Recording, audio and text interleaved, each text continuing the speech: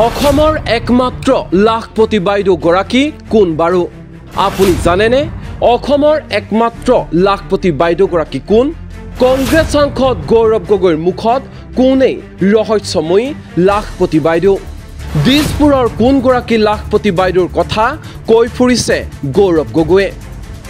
school resort ঘৰ চাহ বাগানত চকু পৰা কোনেই লাখপতি বাইদেউ গৌৰৱ গগৈৰ টাৰ্গেটত কোন এগৰাকী লাখপতি বাইদেউ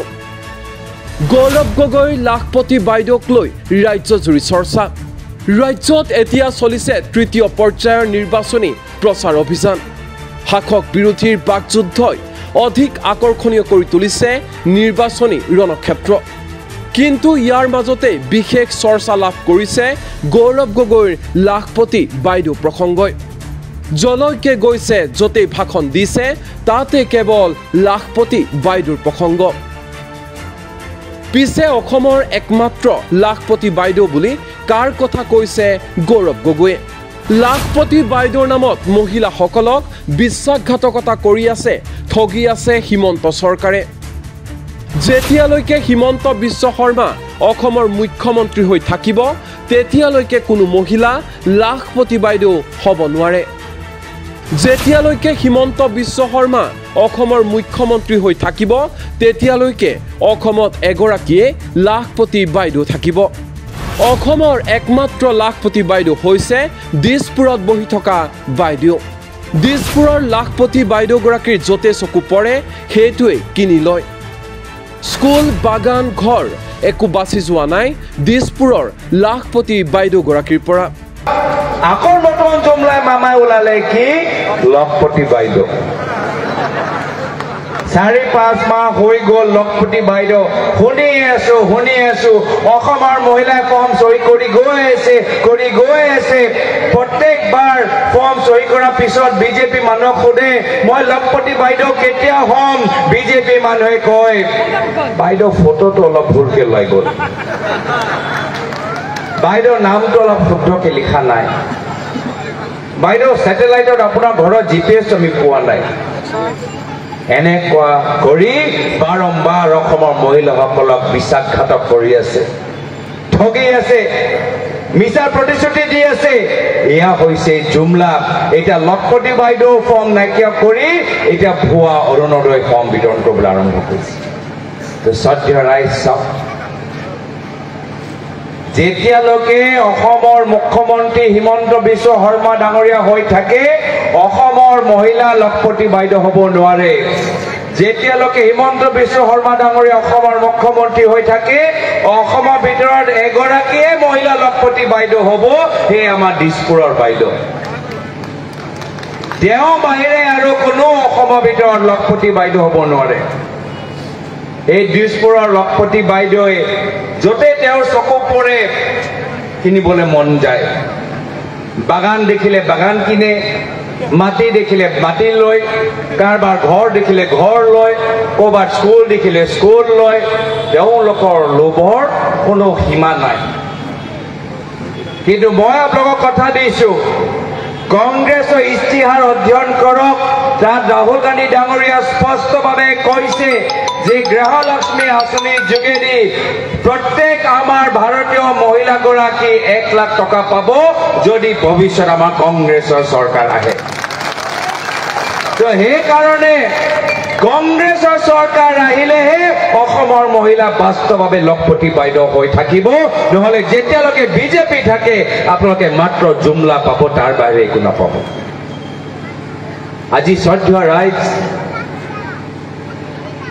মোক মনত পৰে মোৰ পিতৃ প্ৰয়াত তৰুণ গগৈদেৱলৈ যিজনে কৈছে ৰাজনীতি হ'ল ৰাইজক সেৱা কৰাৰ মাধ্যম আমি ৰাইজৰ সেৱক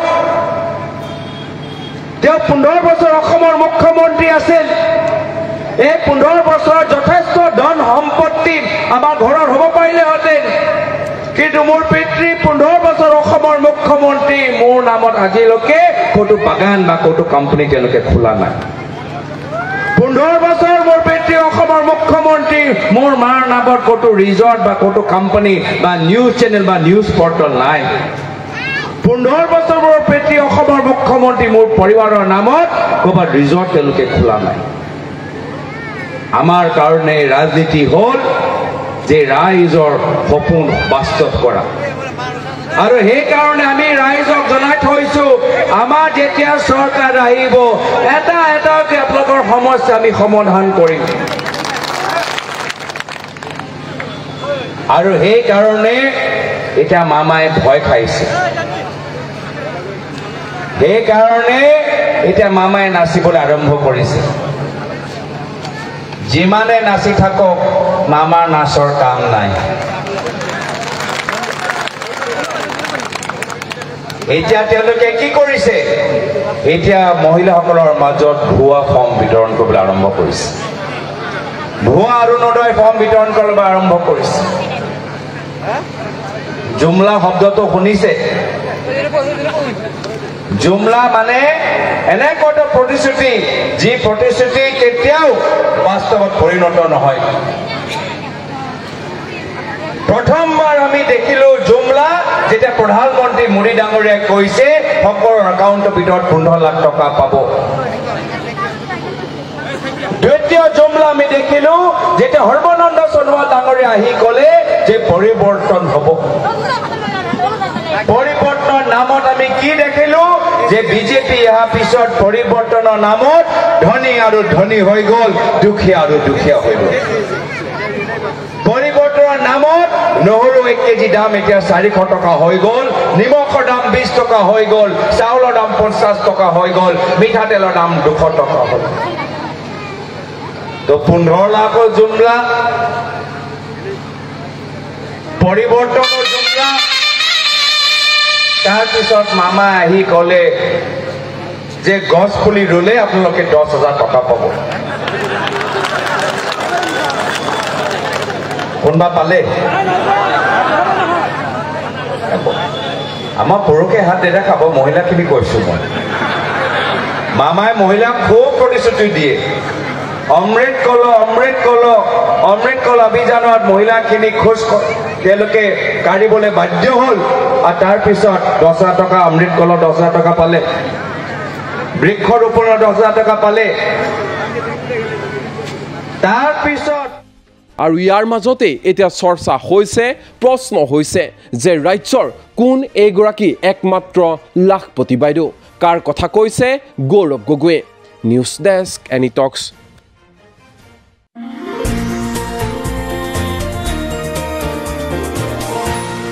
এনি টক্স হুতৰ বিপৰীতে ৰাইজৰ স্বাৰ্থত